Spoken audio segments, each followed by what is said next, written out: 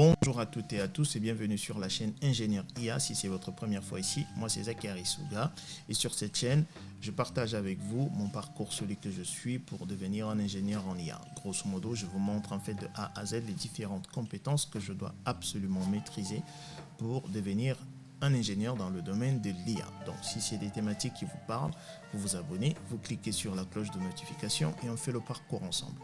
Sur la chaîne, chaque compétence à maîtriser fait l'objet d'une playlist. Dans cette vidéo, nous allons passer à notre deuxième mission. Notre première mission était simplement de préparer notre data frame de manière à avoir que des colonnes, soit en catégorique, soit en int, soit en float. La deuxième mission, c'est de transformer les données catégoriques en des valeurs, en des nombres. Comment est-ce qu'on va le faire? Ici, on a notre data frame que j'ai créé là. Donc, on va du coup changer ce nom-là. On va simplement l'appeler col boule, comme ceci. Alors, j'ai créé simplement deux listes. Donc, une liste val bool avec les booléens false true et une autre liste avec couleur blanc, noir ou rouge. Et j'ai par la suite créé un dictionnaire. J'ai utilisé simplement, ici j'ai importé le module random parce que là je veux en fait de l'aléatoire ici. Donc du coup je vais générer 10 valeurs booléens.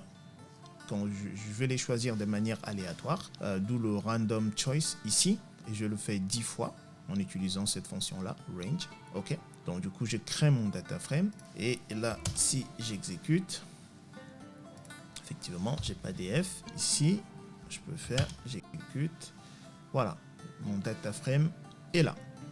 Très bien, donc si je fais dtypes df.dtypes comme ceci, j'exécute, vous voyez que ma colonne couleur est de type objet et ma colonne callBool est de type booléen.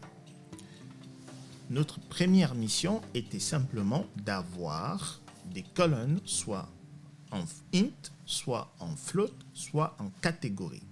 C'est ce qu'on va faire là. Donc ici, on va faire df couleur. OK. Donc on va la changer. On va faire en sorte que ça soit de type catégorie as catégorie. Catégorie comme ceci. OK. OK, ça c'est fait. Donc si je fais df.dtypes, OK. Et là, vous voyez bien, ma colonne couleur est maintenant de type catégorie. Maintenant, la colonne bool est de type bool. Donc du coup, on va la convertir en type entier. Lorsqu'on travaillait sur Python, on a vu qu'en fait, true vaut 1 et false vaut 0. D'accord? Du coup, en fait, notre colonne bool là, on peut la caster en entier. Donc on peut faire df, ok, callBool comme ceci, égale à df callBool as type, ok, et ici on dit int, ok, et du coup si je fais df, j'exécute, vous voyez bel et bien ma colonne callBool maintenant, là où c'est true, ici, c'est 1. Donc, on aura 1, 1, 0, 0, par exemple. Vous voyez, 1, 1, 0, 0. En fait, les true, il les a remplacés par 1 et les false par 0. Du coup, si on regarde dtypes, df.dtypes à nouveau, et qu'on exécute, voilà. Là, on a rempli notre première mission. Notre data frame contient que des colonnes qui sont soit des catégories, soit des entiers ou des floats. Première mission accomplie. La deuxième mission, c'est de convertir les colonnes des types catégories en soit des int, soit des floats. Maintenant, comment est-ce qu'on va faire ça? Si on essaye, par exemple, de convertir une colonne de type catégorie en entier, on aura une erreur. Je vous le montre. Si on dit df couleur, d'accord, et que on lui dit as type, ok, on fait int et qu'on exécute, là il nous dit non, cannot cast object dtype to int. On ne peut pas. Comment est-ce qu'on peut le faire? Alors, on a trois manières de le faire. Première manière, c'est simplement, étant donné que notre colonne est de type catégorie, on peut faire cat.codes comme ceci. Et là, si j'exécute, vous voyez bel et bien, il m'a bel et bien converti, du coup, enfin, il me donne des codes à la place de mes couleurs.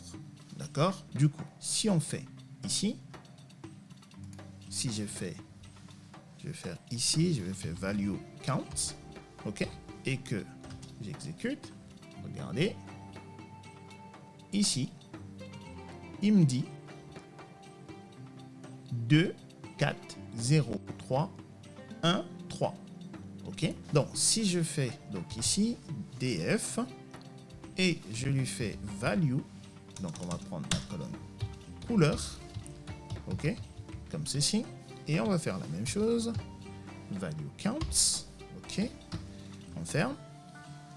Si on exécute, regarde, rouge ici correspond à 2, blanc correspond à 0 et noir correspond à 1. Ok? Raison pour laquelle le 2 vaut 4 comme rouge, 4, blanc 3 et noir 3. Ok. Quelqu'un pourrait dire, bah, rouge est supérieur à blanc. Sauf que cela n'a strictement aucun sens.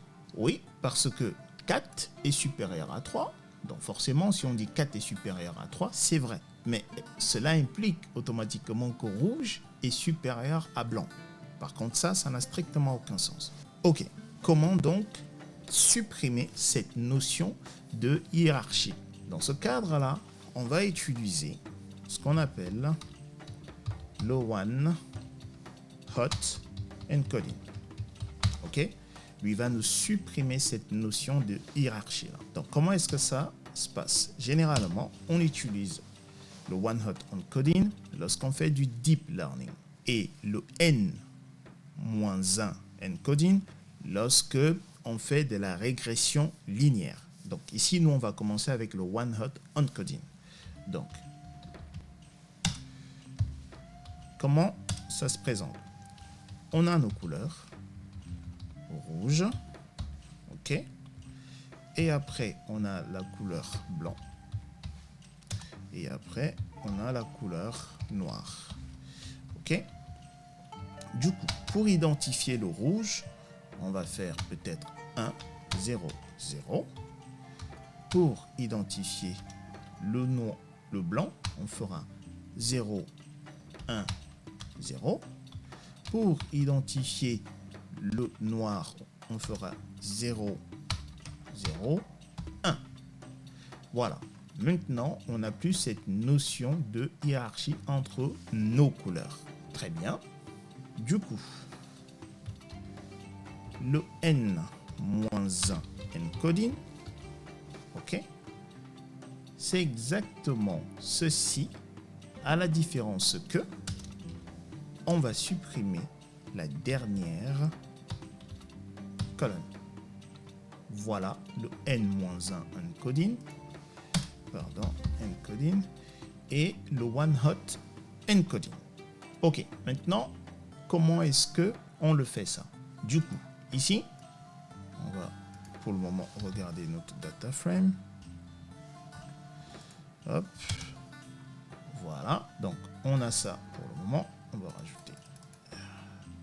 Ok. Donc, ici, si on fait df.dtypes, ok, on fait entrer.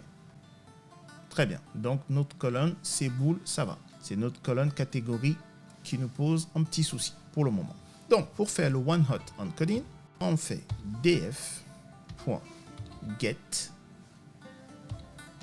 ok, dummies, comme ceci, et on fait df. Si, alors on va exécuter et vous allez le voir. Alors, qu'est-ce qu'il veut? Il dit no attributes. Data frame has no attribute get dummies. Ah oui, ouais, il a raison. CPD.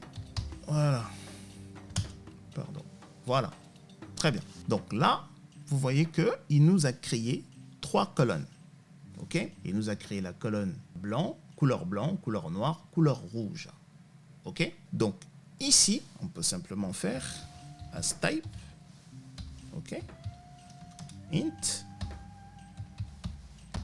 Ok, très bien. Donc là, si on exécute, voilà. Et remarquez quelque chose, il nous a supprimé la colonne couleur. On n'a pas la colonne couleur là. Ok, ça c'est le one hot encoding. Si on souhaite faire du n-1 encoding, du coup, en fait, ce qu'on fait simplement ici, c'est on fait drop first et on met true comme ceci. Ok, et maintenant si j'exécute, voilà, remarquez bien ici ce qu'il a fait.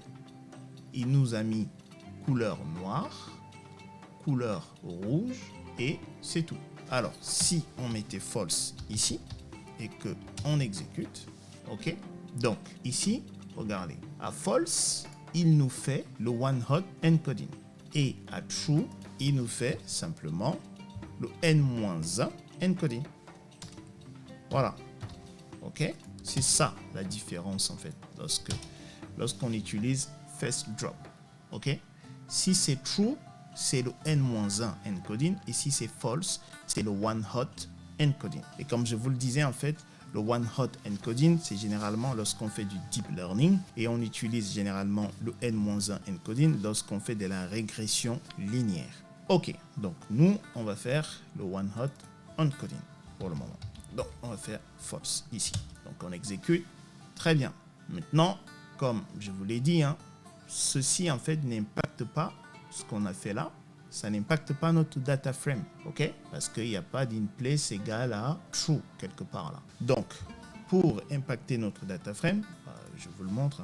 Si je fais df, vous voyez, notre data frame est toujours là. Donc, pour impacter notre data frame, ici, on va simplement faire df égale à ça, ok? Là, on exécute. Là, c'est bon. Maintenant, si j'exécute à nouveau, voilà. Très bien. Si je fais df.getTypes, hop, parfait. Deuxième mission accomplie. Cette fois-ci, dans mon data frame, je n'ai que les nombres. C'est ce que je recherchais. Très bien. Dans la prochaine vidéo, nous allons voir comment supprimer les colonnes inutiles. J'espère que j'ai été clair. Si vous avez des questions, comme d'habitude, dans la section commentaires, vous me les posez et je reprendrai. Portez-vous bien. Je vous dis à plus. Peace.